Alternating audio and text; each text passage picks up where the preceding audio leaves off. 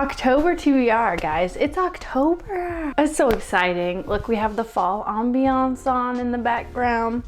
It's my birthday month. Oh, very exciting things. First, I want to talk about what I read in the month of September. I read 3 books. Only one of them was on my September TBR, so oops. However, all 3 of them were 5 stars. Yeah, that's unheard of for me. Literally unheard of. And I think it's because I only read off of my TBR this month and from a few library books that I had picked out. And I think that's why. I think I have to trust my tastes and my moods to pick the books that I'm reading, because apparently it does me some good. And I feel like I'm the kind of person that naturally is just stingy with 5-star reads. I don't usually, it takes a lot for me to give out a 5-star read. To have 3 of those in a row, crazy. Absolutely crazy. The first book we read in the month of September was Not Quite Dead Yet by Holly Jackson. Loved, right? Anything by Holly Jackson, I always end up liking. You know, A Good Girl's Guide to Murder is some of my favorite. The reappearance of Rachel Price was also highly rated. I can't remember if I gave it 4 stars or 5 stars. However, it was, I loved it. But I feel like Holly Jackson's books and Holly Jackson's writing, she does a good job of making it atmospheric, it's cozy, it's fast-paced and interesting, and it keeps you gripped, but in a slow, cozy way. Stay with me now, okay? I am a chronic try to guess the end of my thriller book person. I cannot read a book that has some kind of like twist in it without just, that's the only thing that I think about the whole time, is just trying to figure out what's going on. Like, I don't understand why I can't just be in the book and just go along with what the characters are doing, but I digress. Holly Jackson does a really good job of, even if you only predict a tiny part, or if you predict like a large part of it, there's always something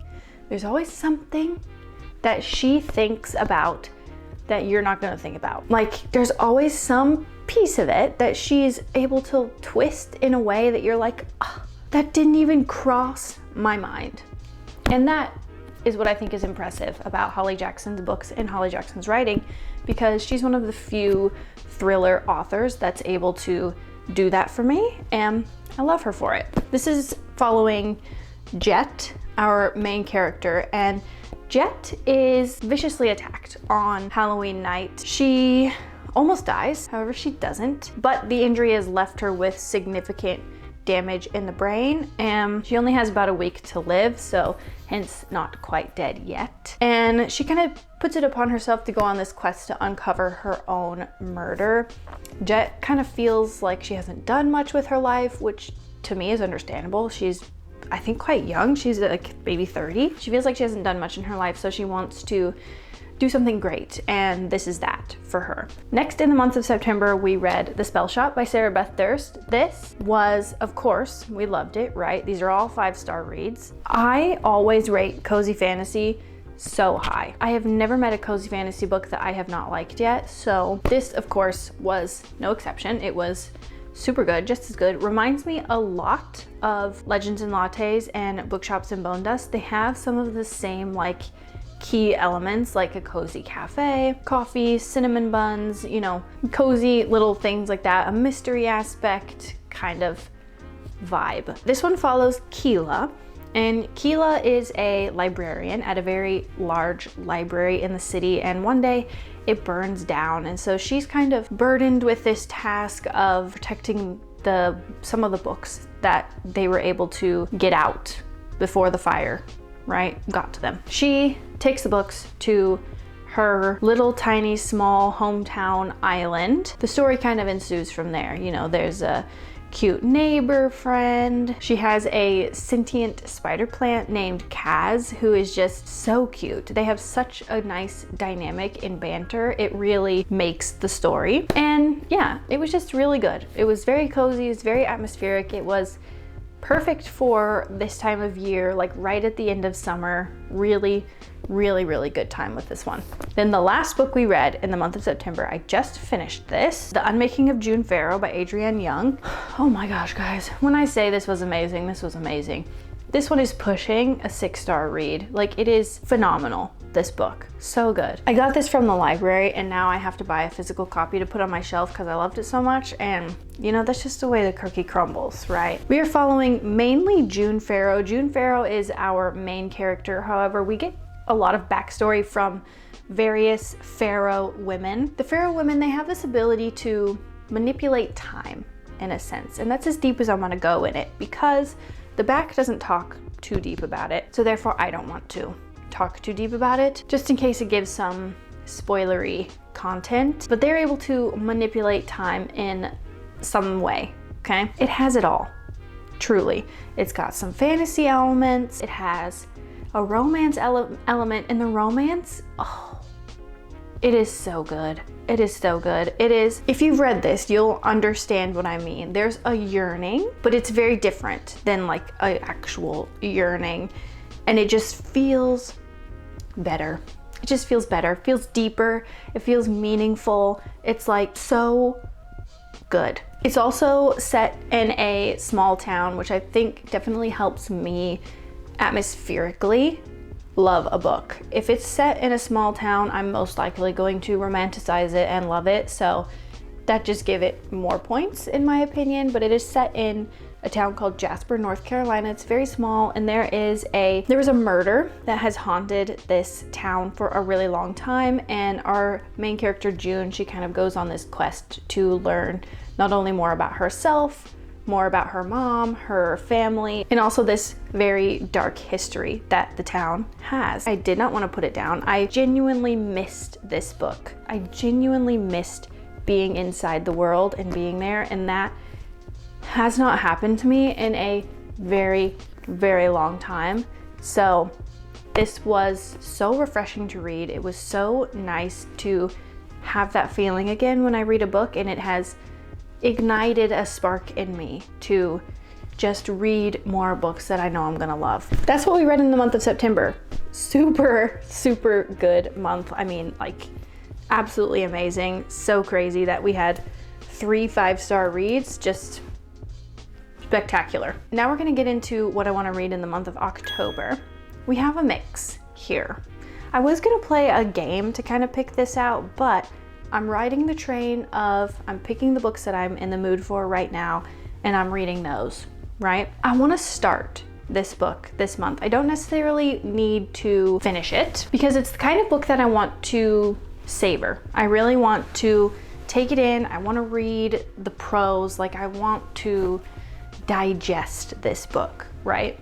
And that is Pachinko by Minjin Lee. I hear so many people just love this book, right? It has won so many awards. It's the New York Times Book Review's 10 best books in 2017. Basically, I'm pretty sure we're following, it's a generational family story, 4 generations of a poor, proud immigrant family as they fight to control their destinies, exiled from a homeland they never knew. That's really all I know about it as well, and I kind of want to keep it that way. Like I said, I want to digest this. I want to read this over a long amount of time. I want to like be in it. I want to do the thing. The next book that I want to read in the month of October is Kristen Hanna's The Nightingale. Everyone loves this. This has glowing, absolutely glowing reviews, and I have heard though that it is heavy, it is sad, and I'm kind of in the mood for that. Like I kind of want to cry my eyes out at a book. So I think this will give that to me. Kristen Hanna, I believe, writes mostly historical fiction, right? And this is no different. Yeah, World War II, and illuminates an intimate part of history seldom seen, the Women's War. The Nightingale tells the stories of 2 sisters separated by years and experience, by ideals, passion, and circumstance, each embarking on their own dangerous path towards survival, love, and freedom in German-occupied, war-torn France. I mean, it just sounds spectacular, right? The next book I want to read is a short one. It's Piranesi by Susanna Clark. Again, people absolutely love this book. I kind of just want to know what everyone is talking about. It's Women's Prize for Fiction 2021 winner, which is pretty cool. And I really don't know much else about it. I'm super excited to get to it though. And then we have one that I think is a little bit silly. I'm hoping it's kind of like my snack read in between all of these somewhat heavy books, and that is Assistant to the Villain by Hannah Nicole Mayer. I've heard you either love this book or you hate this book, and I think I'm gonna fall on the love side just because I have heard it does lean kind of cozy fantasy, but I've also heard that really nothing happens in it. And I don't know if that's a good thing or a bad thing in this situation. Basically, I think we're following Evie. Yeah, Evie Sage. She is employed by a villain and she becomes his assistant, and I'm pretty sure they fall in love. Is that a thing, right? Or he's like super attractive or something, I don't know. It sounds cute. It sounds like something that I would love. It sounds right up my alley. I guess it just depends on how it is written. This won like Goodreads Romantasy last year or something, didn't it? Something like that. I don't know. I'm excited for it though. I'm excited to see if I like it or not. And then we have The Bridge Kingdom by Daniel L. Jensen. This is, I don't really know much about this. I believe it's a series. It's the start of a series. Raised as a warrior, Princess Laura knows two things. King Arin of the Bridge Kingdom is her enemy and that she must be the one to bring him to his knees. Oh, I hope it's enemies to lovers. The Bridge Kingdom is the only route through a storm-ravaged world, and it uses its power to deprive its enemies, including Laura's homeland. When she's sent to be King Arin's bride... Okay, how did I not know this? Laura will do whatever it takes to bring down the kingdom's defenses, even if it means seducing her new husband. Okay, yeah, I'm probably gonna love this. Probably gonna love this. It's beautiful too. Look at the chapter headings. So pretty, and it's so floppy. I'm just excited for this. It's not super long. It seems like a very nice, digestible romantasy book, and I'm excited to see what everyone talks about. Next, I am continuing on the cozy fantasy train with Emily Wilde's Encyclopedia of Fairies. I've kind of heard similar vibes about this, where you either love it or you hate it. I've heard it's very slow. Not much is really happening, but if you enjoyed that, then you'll probably like it, which I do enjoy.